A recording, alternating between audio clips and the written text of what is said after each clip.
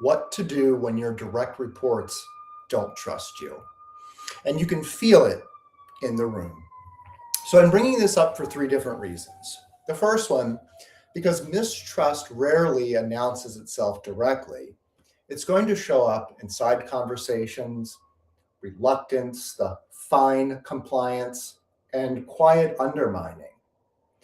The second reason is because leaders get stuck trying to fix being misunderstood when the real issue is coherence. Do your words, decisions, and behaviors match consistently over time? The third reason, because this gets worse during change. I see this all the time with layoffs, transitions, restructuring, acquisitions, mergers. When direct reports aren't privy to the full picture, the brain fills the gap with fear and fairness narratives.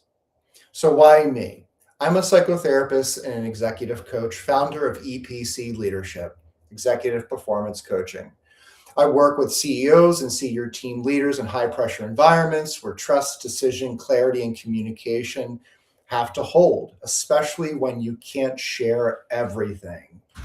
I'm coming at this from three different angles: performance psychology, what pressure does to perception and trust; strategic execution, how decisions, trade offs create credibility; and systems leadership, how mistrust spreads through layers. Now, here's the point I want to make. When you sense mistrust, the prime question is not, why don't they like me? Or how do I get them to understand? The prime question to ask is, what evidence does the team have that I'm coherent or not coherent?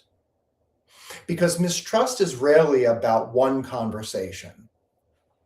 It's about a pattern people think they've detected, either through inconsistency, hidden decisions, there's unclear trade offs, or feelings of unfairness, or leaders saying one thing while doing another.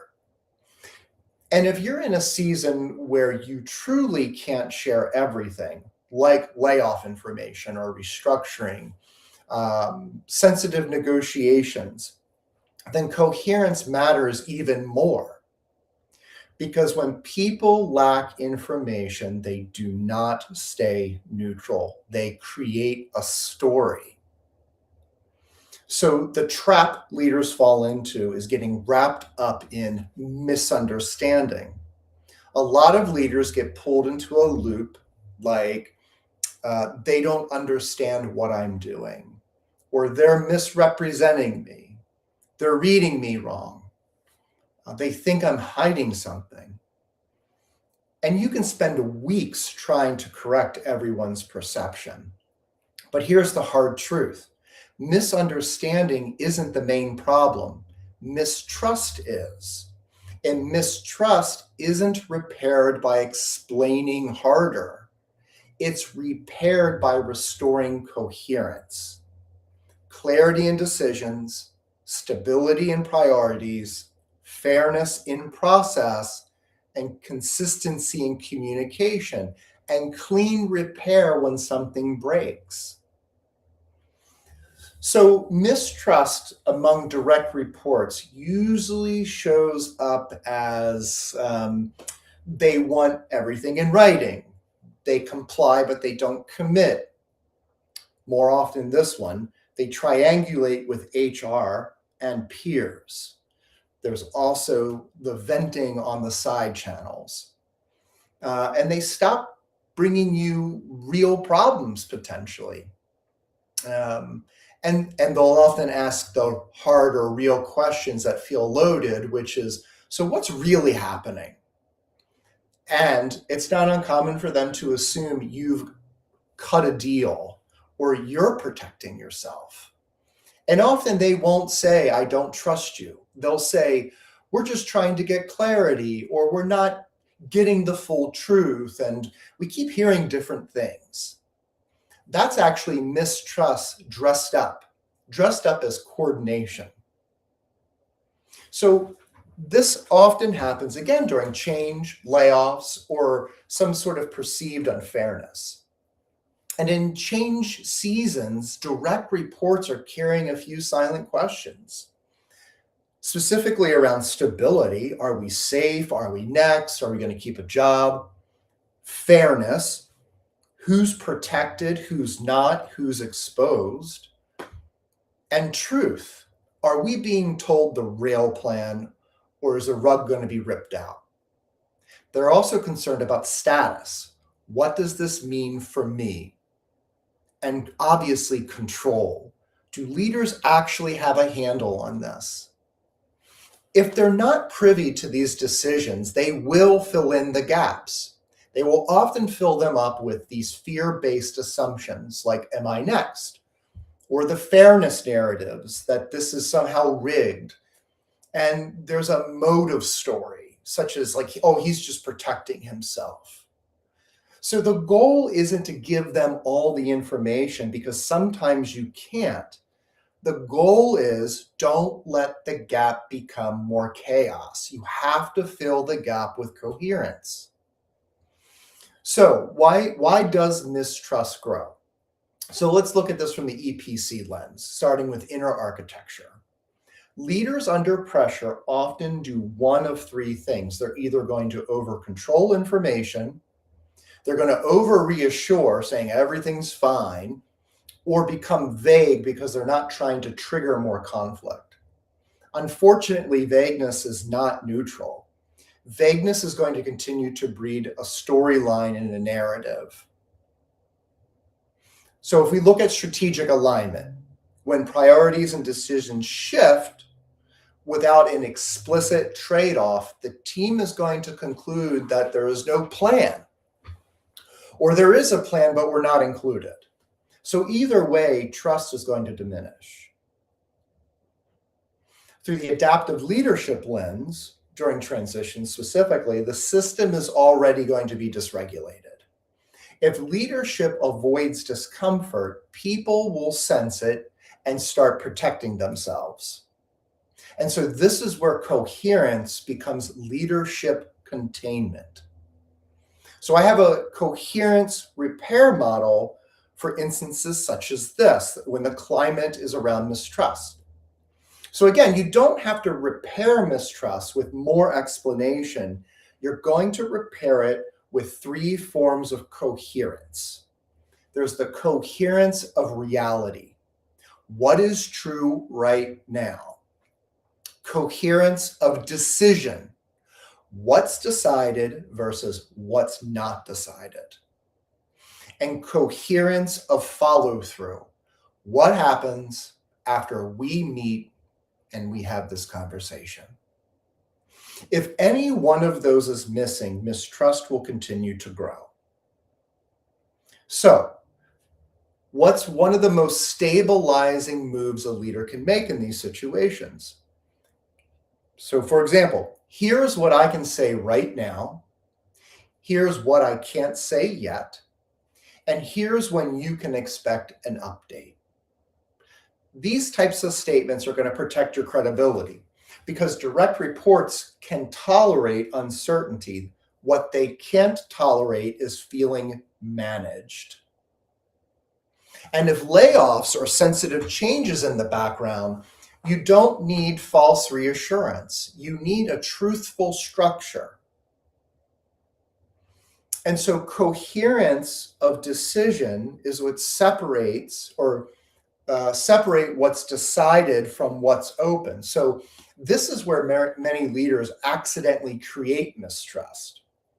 So they speak in this soft maybe language. You want to use a clear structure. Here's what's decided. Here's still what's in motion. Here's what's open for input. And here's what's not changing. That doesn't reveal confidential details. It's revealing a coherent map and understanding. And the map reduces potential anxiety and or panic. You also want to make your behavior match your message. Direct reports don't trust leaders because they miss one detail. They mistrust leaders because patterns don't match. So follow through is the trust builder here. So these decisions are actually getting documented.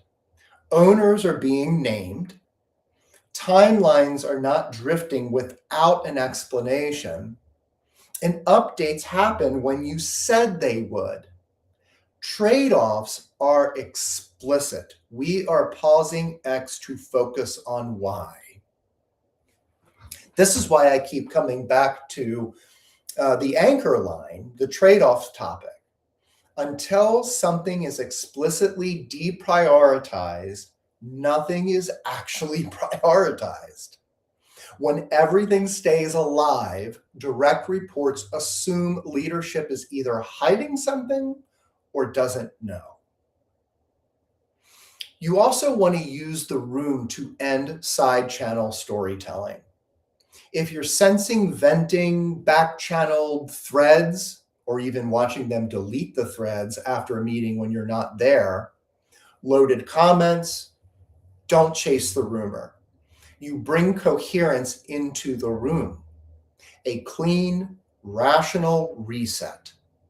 Might sound like, I'm noticing there are different stories circulating. I don't want us solving this in side conversations. Let's name what feels unclear, and I'll tell you what's true, what's decided, and what's next. That's not confrontational, that's containment. You also want to address the fairness problem directly and without defensiveness. When the mistrust is unfair or leaders cut deals, the reflex is to defend yourself. Don't do that. Instead, you want to ground the process. I want to name the fairness concern. Here's the process we're using to make decisions. Here's what's being optimized for. And here's what would make this feel more fair in execution. You have to remember, fairness isn't only outcome, it's process clarity. And people can handle outcomes better when the process is credible. You want to repair fast when trust gets nicked. That's important here. When direct reports feel lied to or even feel managed, they can sense it. And what you want to say potentially is, I can see how that landed. If I created the impression that I wasn't being straight with you, that matters to me. Here's what I meant. Here's what I can say now, and here's what I'll do differently moving forward. You're not apologizing for having boundaries. You're repairing the relational impact it's having, and that's true leadership maturity. If your direct reports mistrust you, the management layer below them feels it too, because mistrust always leaks downwards. So the coherence has to travel. So there's 3 requirements, I believe. So there's a stable cadence when updates happen. There's a shared message, 1 to 2 sentence comms lines after meetings, and a decision log. What's decided, not decided, and who owns what. This is going to prevent distortion and is going to reduce the need for side channel or truth seeking. So there's a distinction I want to land for you all listening. Being misunderstood is not fatal. Being incoherent is. Direct reports can handle uncertainty, they can handle change, and even disappointing decisions. What they can't handle is feeling like reality is shifting without a map, and they're not, maybe not even a part of the map. So if you want to address mistrust, don't obsess over perception. You want to rebuild coherence. The reality, decisions, follow through. That's how trust comes back. I'd like to leave you with reflection questions. The first one, where have I been vague to avoid discomfort and accidentally created mistrust? What would my direct report say is incoherent right now?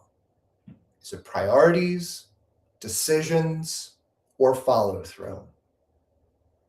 And lastly, what is one thing I can stabilize this week? My communication, decision clarity, or trade-offs? If this resonates, especially for those leaders navigating transition, layoffs, acquisitions, merging, high uncertainty, your job isn't to control every narrative. It's to restore coherence so trust has something real to attach to. Thanks for listening, and I'll see you next time.